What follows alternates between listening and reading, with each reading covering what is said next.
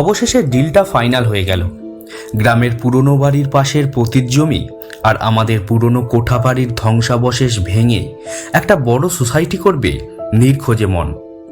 এতদিন ধরে শরিকি ঝামেলায় আটকে ছিল গ্রামের এই প্রপার্টিটা। হঠাৎ করেই কেসটা আমার দিকে চলে এলো কোন এক অলৌকিক উপায়ে। নির্খোঁজে মনের পছন্দও হয়ে গেল জায়গাটা। শিলিগুড়ির নকশাল বাড়ির কাছে পাহাড়ের কোলে এত বড় জমিটা পেয়ে ওরাও খুব খুশি। সামনেই কাঞ্চনজঙ্ঘা, চারপাশে সবুজ চা বাগান। ডিল ফাইনাল হওয়ার পর বাড়ি ফিরেই প্রথম চোখ পড়ল পুতুলটার দিকে।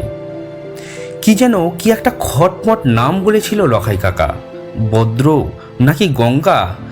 বেশ দেখতে পুতুলটা, একদম একটা ছোট্ট শিশু, একেবারে জীবন্ত কয়েকদিনের বাচ্চার আদল। মুনাই খুব খুশি হবে পুতুলটা দেখলে। ওর 7 মাস চলছে, আপাতত বাপের বাড়িতে আছে ও। পুতুলটাকে খুব আদর করতে ইচ্ছা করছিল। ওটাকে নিয়ে সোফায় বসতেই ঝনঝন করে কাচের বাসন ভাঙার আওয়াজ পেলাম। পেছনে ফিরে দেখি লখাই কাকা চায়ের সরঞ্জাম ফেলে দুটো বিস্ফারিত চোখে আমার দিকে তাকিয়ে রয়েছে। আমাদের বাড়ি 40 বছরের উপর আছে এই লখাই কাকা, বাড়ির লোক বলা যেতেই পারে। মুনাই ওর ভরসায় আমাকে রেখে বাপের বাড়ি যেতে পারে। আমার যত্নের কোনো ত্রুটি রাখে না কাকা। এছাড়া ছিল মতির মা, রান্না করত। 4 দিন হয় কাজে আসছে না, তাই কাকাই হয়তো চা করে এনেছিল। কি কাকা, ওভাবে কি দেখছো? বয়স হয়েছে বোঝা যাচ্ছে। যাও পরিষ্কার করে ফেলো। দামি টি শার্টটা ভেঙে কেমন হতভম্বের মতো দাঁড়িয়েছিল কাকা। আমার কথায় চমকে উঠে বলল, পুতুলটা ভালো না বুবুন, ওটাকে ধরো না।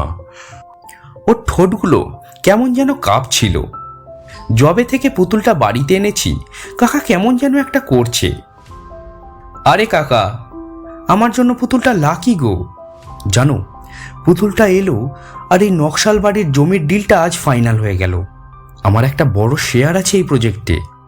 আমি হাসতে হাসতে বললাম, 5 বছর ধরে জমিটা নিয়ে ভুগছিলাম, এত সহজে সব হয়ে যাবে ভাবিনি।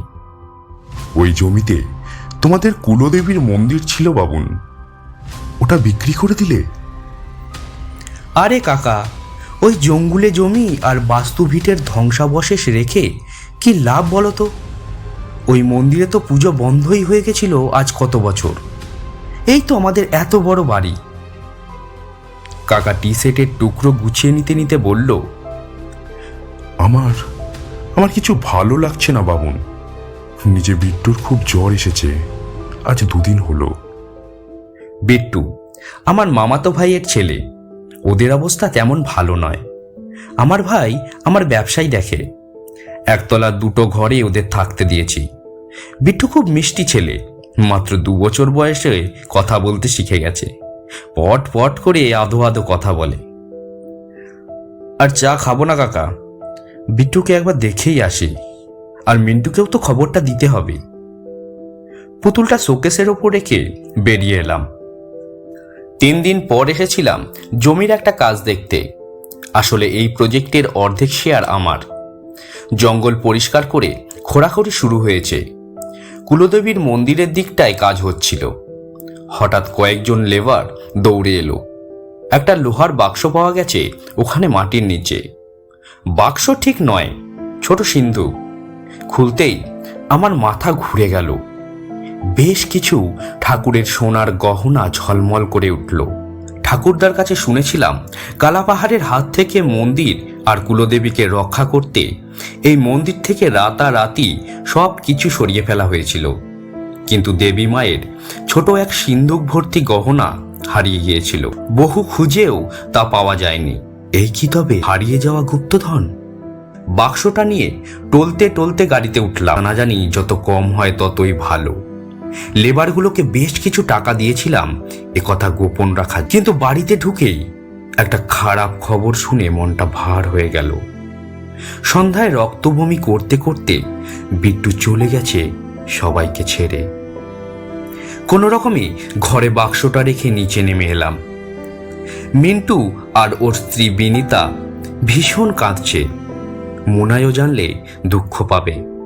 খুব ভালোবাসতো ও বাচ্চাটাকে। সব মিটিয়ে ঘরে ফিরতে ভোর হয়ে গেল। শোকেসের উপর গোলুমলু পুতুলটা একটা সতেজ বাচ্চার মতো হাসছে। মনে হয় এক্ষুনি লাফিয়ে কোলে আসবে। আজ এক মায়ের কোল খালি হয়ে গেল হঠাৎ করে। আর কয়েক মাস পর আমার আর মুনায়ের সন্তান আসবে এই পৃথিবীর বুকে। সেই অনাগত শিশুর কথা ভেবেই পুতুলটা এনেছিলাম ওই শালবনির হাট থেকে। একটা বৃদ্ধ বড় রাস্তার ধারে দাঁড়িয়ে বিক্রি করছিল বেশ কিছু কাঠের আর মাটির পুতুল, সাঁওতাল রমণী, খেলনা পুতুল, নানা রকম মূর্তির ভেতর এই পুতুলটা বেশ নজর কেড়েছিল। হয়তো অবচেতন পিতৃত্বের স্বাদ লুকিয়ে রয়েছে বলেই কিনে নিয়েছিলাম পুতুলটা। ভেবেছিলাম মুনাইকে দিয়ে আসব। ও ঘরে সুন্দর বাচ্চার পোস্টার লাগিয়েছে, ও দেখলে খুব খুশি হবে। বেশ কিছুদিন ওদের বাড়ি যায়নি। ও আছে লেক টাউনে ওর মায়ের কাছে। কিন্তু প্রথম দিন পুতুলটা দেখেই লখাই কাকা বেশ ভয় পেয়েছিল। বলেছিল, ওটাকে কেন আনলে বাড়িতে? ওটা অপদেবতা, খুব বড় ক্ষতি হয়ে যাবে বাবুন, নদীতে ফেলে দাও ওটা।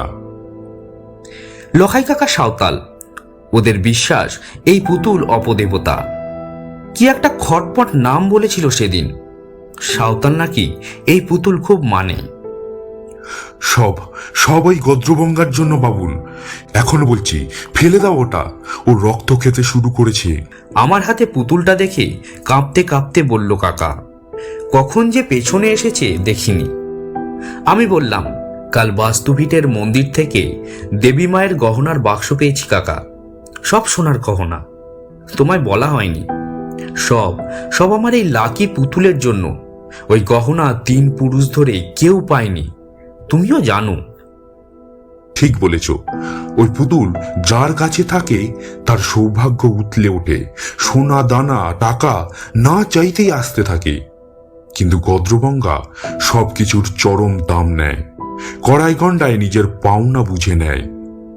কাকার মুখ ফ্যাকাশে, চোখ বড় বড় করে বলল, বৌমনির কথা ভেবে ওটাকে ফেলে এসো সেবকের তিস্তায়। 2 দিন পর নতুন অতিথি আসছে ঘরে। পুতুলটার লাল ঠোঁট দুটো যেন আমায় চুমু খেতে চাইছে। একটা নেশার মতো আমায় টানছে ওই গদ্রবঙ্গা। শোয়ার ঘরে মাথার কাছে রেখে দিলাম যত্ন করে। এত সুন্দর পুতুল কেউ ফেলে দেয় কখনো?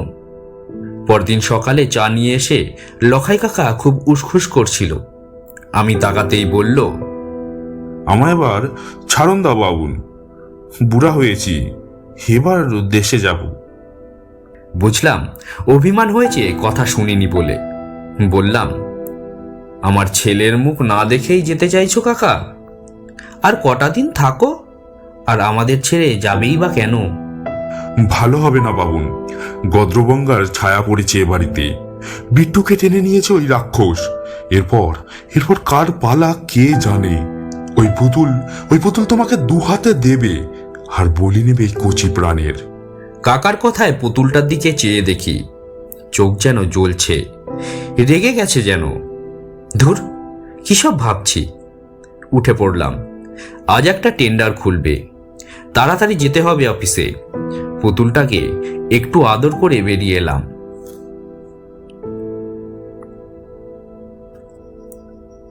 এবার গদ্রবঙ্গার কৃপায় লক্ষ্মী লাভ হলো। বড় কাজের বরাত পেয়েছি।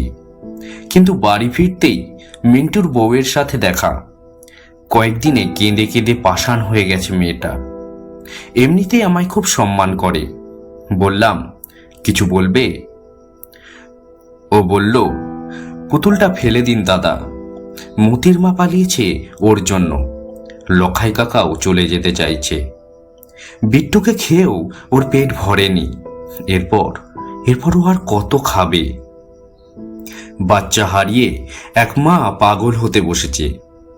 বললাম, তুমি তো শিক্ষিত, এসব কথায় কান দিও না। ও বলল, দাদা, মুনাই দিদির কথা ভেবে ওটা ফেলে দিন, আপনাদের না কোনো ক্ষতি হয়ে যায়। বলে ও ঘরে ঢুকে গেল। মনটা কেমন খচখচ করছিল।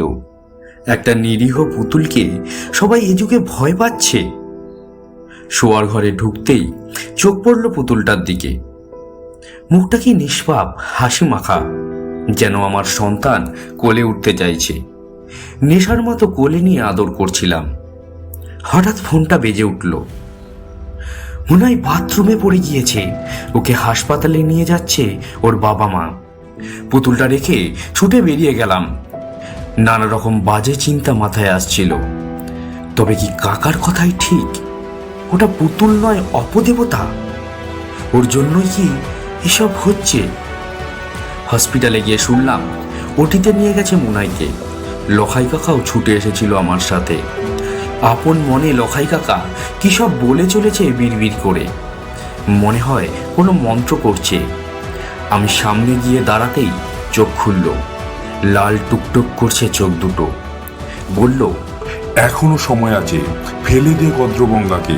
ও সাঁওতালদের অপদেবতা, রক্তের বিনিময়ে তোকে সোনায় মুড়ে দেবে, আর কচি রক্ত না পেরে শেষ করে দেবে তোদের পরিবারকে। উত্তেজনায় আমায় তুই বলছে লখাই কাকা। এক অজানা আতঙ্কে কেঁপে উঠলাম। একটু পরে ডাক্তার এসে বলল মুনাই ভালো আছে। সেবক কালীবাড়ির সামনে তিস্তার বুকে ছুঁড়ে ফেলবো পুতুলটাকে। বারবার বলে দিয়েছে লখাই কাকা। ছুঁড়ে ফেলে পেছনে ফিরে তাকাতে মানা করেছে। একা আসতে দেয়নি কাকা, নিজে আসতে চেয়েছিল। শেষে আমার বন্ধু অর্ণব সাথে এসেছে। আস্তে আস্তে সব শুনে অর্ণব বলল, এ যুগের ছেলে হয়ে তুই এসব বিশ্বাস করিস? দেখি তোর অপদেবতাকে।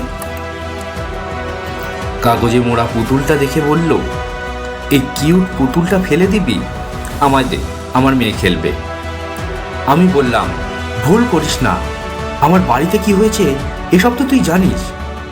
ও বলল, এমন দুর্ঘটনা প্রচুর হয়, তুই এটা আমায় দে।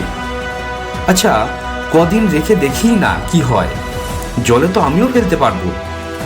ওর যুক্তি তর্ক আর জেদের কাছে আমি হার মানলাম। সেবক রেলগেটের থেকে ফিরে এলো গদ্রগঙ্গা। জমির প্রজেক্টটা একটা বড় ডিসপিউটে আটকে গিয়েছে।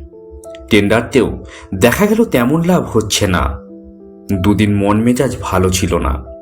মুনাইও বাড়িতে রেস্টে আছে। খুব ভেঙে পড়েছিল মুনাই। ভাবছিলাম ওকে নিয়ে দুদিন কোথাও ঘুরে আসব। ফোনটা বাজতেই দেখি অর্ণবের ফোন। প্রথমে একটা দারুণ খবর দিল, ওর অনেক দিন ধরে আটকে থাকা প্রমোশনটা হয়েছে, আর শ্বশুর বাড়ির তরফ থেকে একটা বড় সম্পত্তি পেয়েছে। আমি কিন্তু খুশি হতে পারলাম না। কেমন যেন একটা অজানা ভয়ে কেঁপে উঠলাম। বললাম, রিজিকা কেমন আছে? ওকে সাবধানে রাখিস। ওর একমাত্র মেয়ের নাম রিজিকা। খুব মিষ্টি মেয়ে। জোর করে খারাপ ভাবনাগুলোকে মন থেকে দূর করতে একটা রবীন্দ্রসঙ্গীত গুনগুন করছিলাম। কিন্তু পরদিন ভোর রাতেই এসেছিল আবার অর্ণবের ফোন। রিজিকাকে হসপিটালে নিয়ে গেছে, রক্তবমি করছে। আমি বললাম, গদ্রগঙ্গার অভিশাপ, তুই পুতুলটা ফেলে দে বলছি। ও ফোন রেখে দিয়েছিল। দুপুরে এলো খারাপ খবরটা, মেয়েটা আর নেই। ওদের বাড়ি গিয়ে শুনলাম ডাক্তাররা কিছুই ধরতে পারেনি। কি ভাষায় ওদের সান্ত্বনা দেব বুঝতে পারছিলাম না। সবাই শ্মশানে বার হতেই আমি পুতুলটা খুঁজতে শুরু করলাম। শেষমেশ অর্ণবের মেয়ের ঘরে পেলাম পুতুলটাকে। যেন এক অবুঝ বাচ্চা হাসছে আমায় দেখে। ওটাকে ব্যাগে ভরে নিয়ে দ্রুত বাড়ি ফিরলাম। আর কাউকে বলি হতে দেব না ওর হাতে। লখাই কাকাকে সঙ্গে নিয়ে সোজা সেবকের পথে রওনা দিলাম। সেবকেশ্বরী কালীবাড়ির সামনে গিয়ে ওটাকে বার করলাম। পুতুলটাকে ছুঁড়ে দিলাম তিস্তায়। তবে পড়ল নাকি গাছে আটকে গেল কে জানে। কাকা পেছনে ফিরতে বারণ করায় আর সেভাবে দেখিনি। কাকা কি একটা মন্ত্র পড়ছিল বিড়বিড় করে। মন্দিরে পুজো দিয়ে বহুদিন পর বাড়ি এসে ঘুমিয়েছিলাম শান্তিতে। বাড়িটা বেশ অন্যরকম লাগছিল। ঘটনাটা কিন্তু এখানেই শেষ হতে পারত। মুনাইকে নিয়ে পুরী ঘুরতে এসেছি। মন বেশ শান্ত। পুতুলটার কথা কাউকে বলিনি, এমনকি মুনাইকেও জানায়নি। লখাই কাকা বারণ করেছিল কাউকে বলতে। প্রায় 6 মাস পরের কথা। মুনাই ঘটনাটা ভুলে আবার কনসিভ করেছিল। বাড়িতে বেশ আনন্দের পরিবেশ। ওর ভাই আদি এসেছিল খবরটা শুনে। একটা উপহার দিয়েছিল দিদির জন্য। অনেক গল্প হলো বহুদিন পর। রাতে আদিকে এগিয়ে দিয়ে ফিরে এসে ঘরে ঢুকেই আমি স্ট্যাচু হয়ে দাঁড়িয়ে গিয়েছিলাম। একটা ঠান্ডা স্রোত নেমে গিয়েছিল শিরদাঁড়া বেয়ে। দেখি মুনাই সোফায় বসে একটা পুতুল নিয়ে খেলছে। পুতুলটা আমার ভীষণ পরিচিত। মুনাই আমাকে দেখে বলল, কি সুন্দর দেখো, আদি দিয়ে গেল সুখবর শুনে, একদম সত্যিকারের বাচ্চার মতো। মুনাই আমার দিকে তুলে ধরল পুতুলটাকে। গদ্রবঙ্গা হাসছে।